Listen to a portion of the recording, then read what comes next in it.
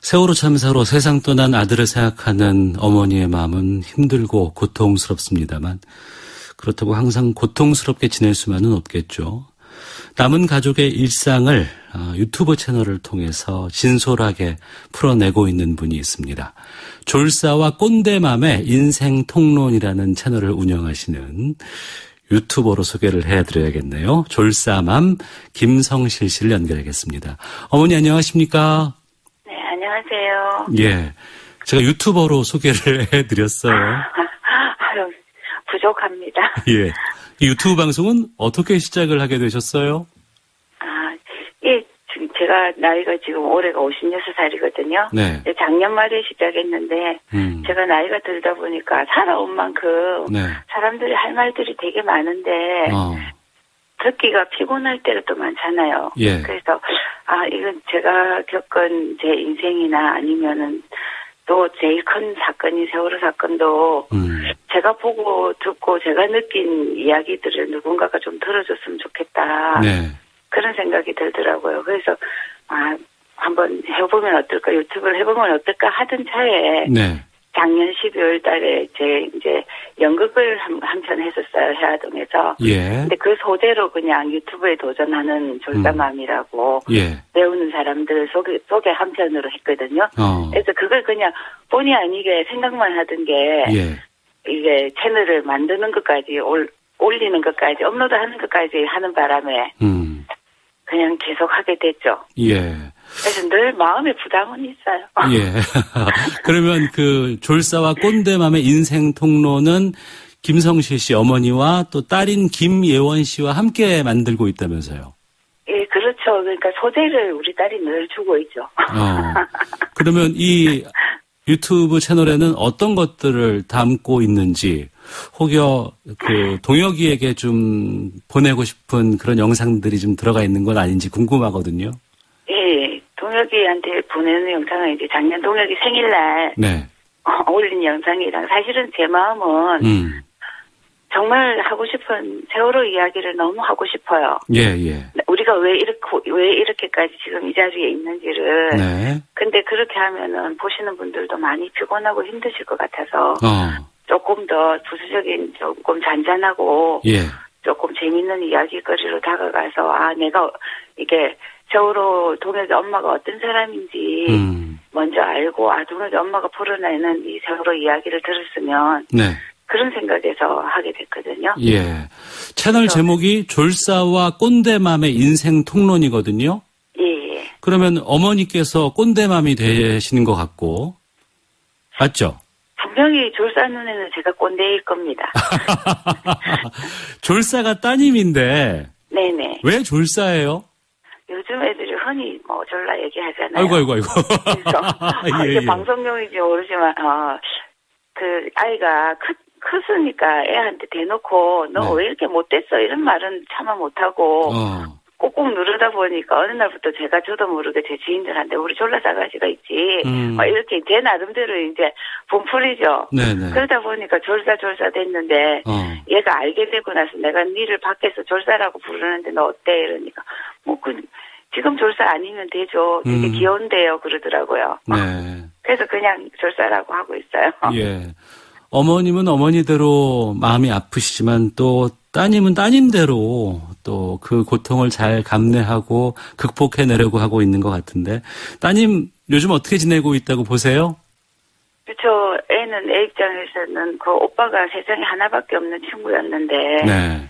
굉장히 딸을 위해서 산 애였거든요. 우리 동혁이가. 네. 그래서 그 애를 잃고 나서 마음이 얼마나 충격이 크겠어요. 근데 저는 저대로 이제 우리 아이가 살아가야 할 날들이 너무 많기 때문에 이걸 세상과 등지고 나는 세월호 유가족이니까 나는 이 트라우마 속에서 살아야 돼.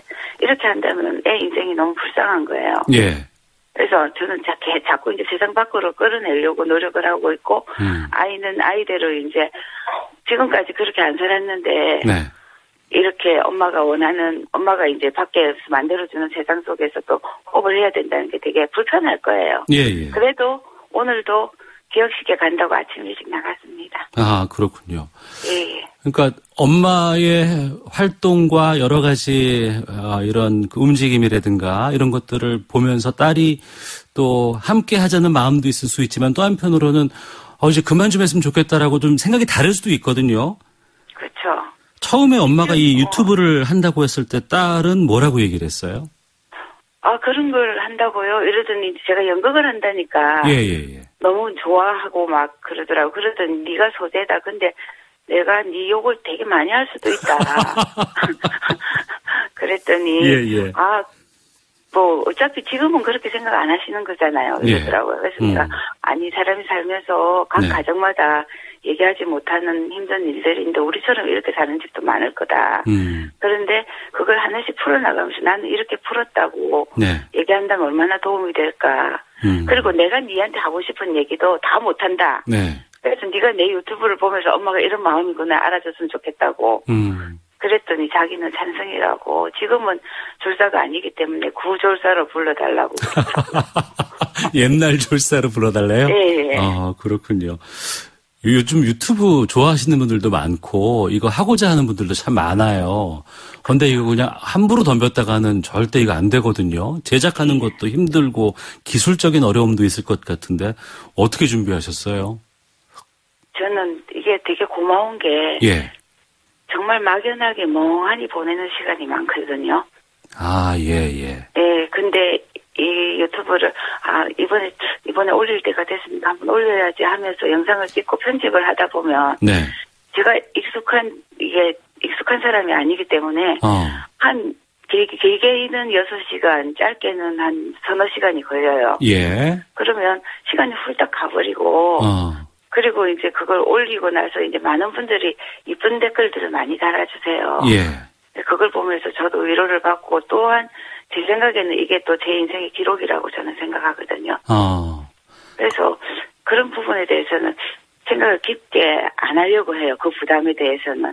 단지 나는 내가 하고 싶은 이야기를 조금 생각을 해가면서 하고 나는 내가 생각했을 때 내가 22살 때 혹은 내가 30살 때 나는 이렇게 생각했는데 지금 현재 22살, 30살인 분들이 봐서 조금 공감을 해주고 이렇게 풀어나가면 되겠구나 하는 생각을 해주셨으면 좋겠다. 그런 마음이에요.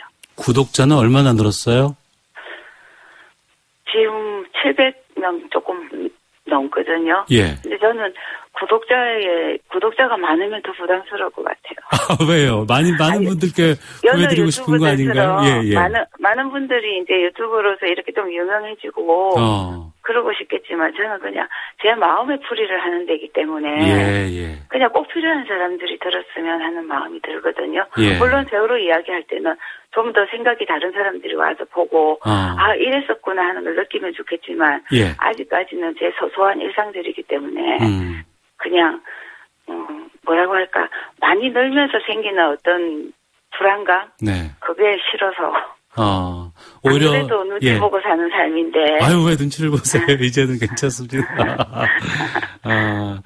그 다른 유가족 분들께서도 이 채널을 보셨을 것 같아요. 아니면은 졸사맘께서 꼰대맘께서 이 채널 운영한다고 했을 때 뭐라고 말씀해 주셨어요?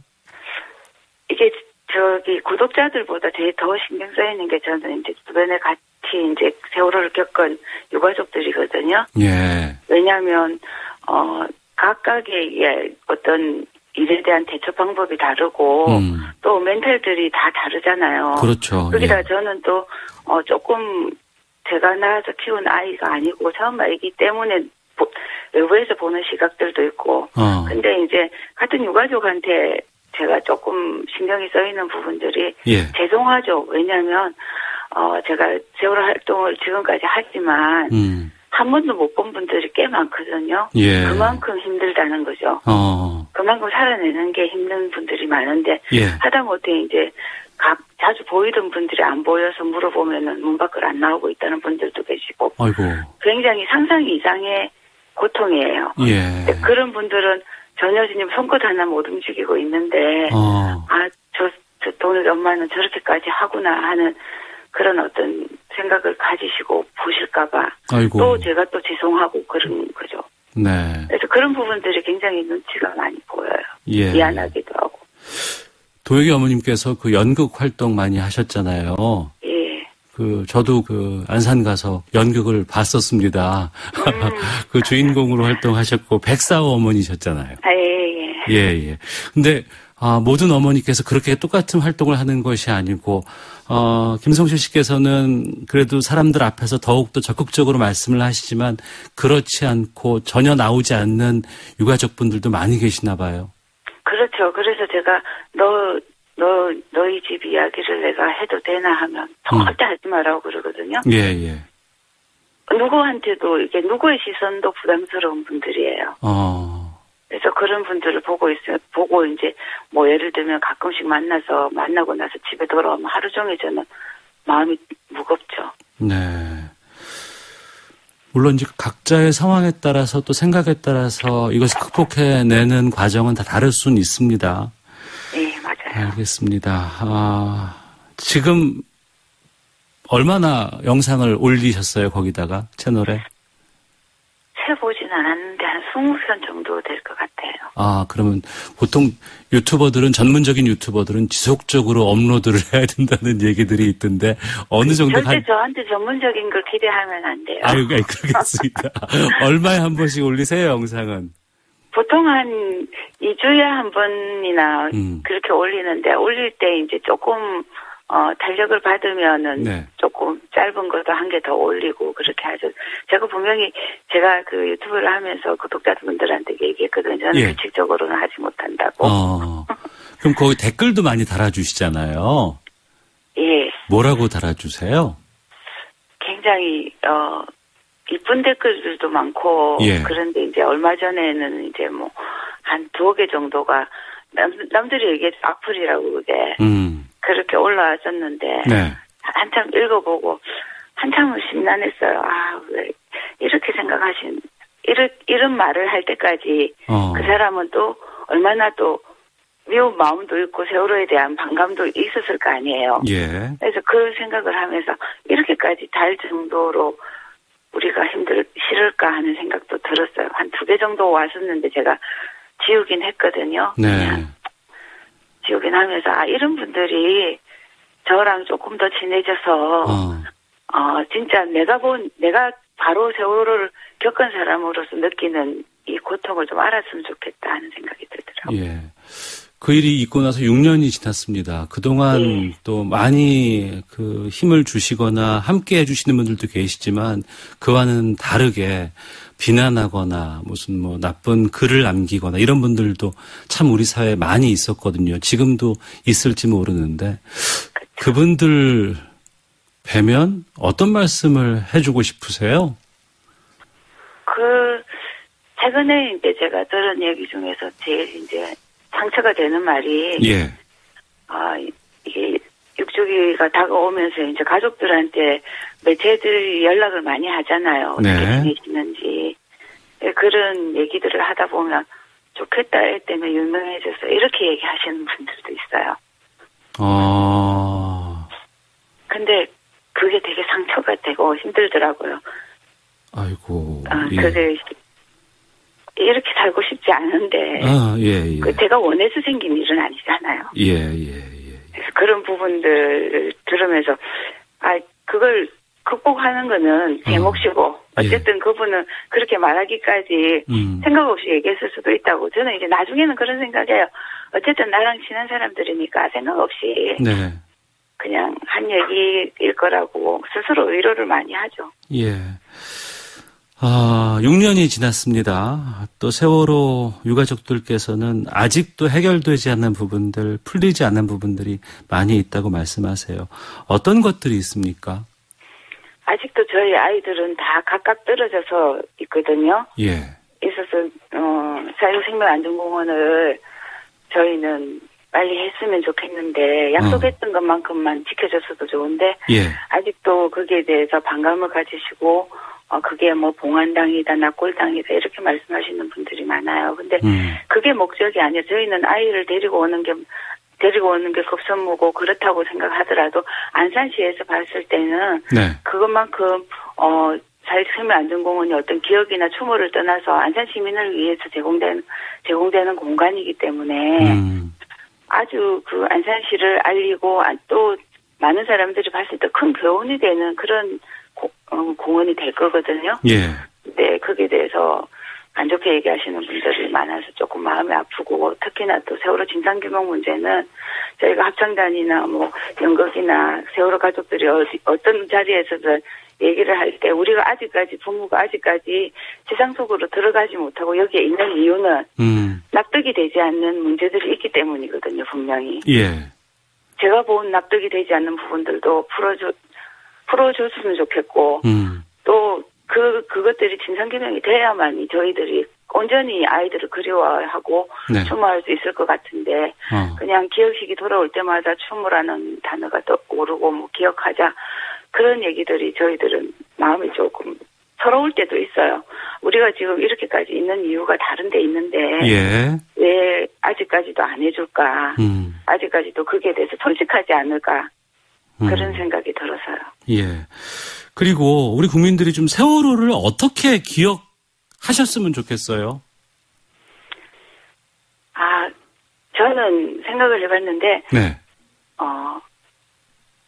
내가 겪을 수 있는 일을 저 사람들이 겪었구나. 내가 맞을 매를 저 사람들이 먼저 맞았구나. 그렇게 좀 생각을 해주셨으면 좋겠어요.